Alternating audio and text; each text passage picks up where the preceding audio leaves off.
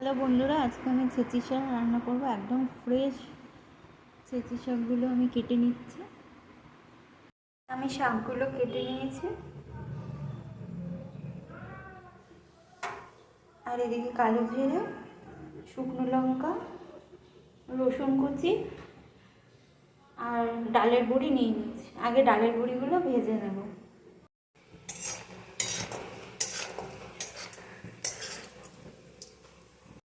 কালো জিরে, শুকনো লঙ্কা দিয়ে দিয়েছি।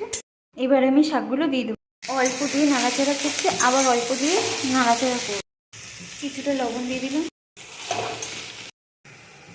হলুদ গুঁড়ো দিয়ে দিচ্ছি,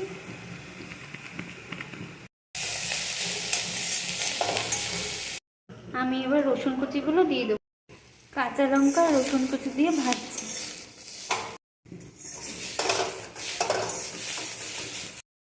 আমি এবার একটু সামান্য জল দেবো।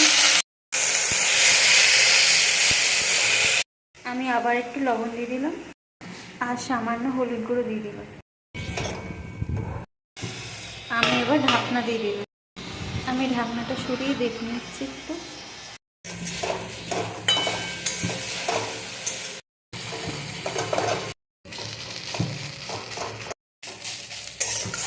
হয়ে গেছে ছেঁচির শাক।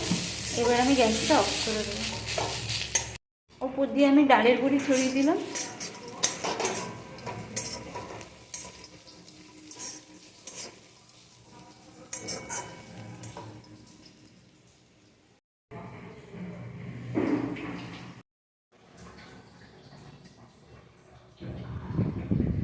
হয়ে গেছে ছেঁচির শাক।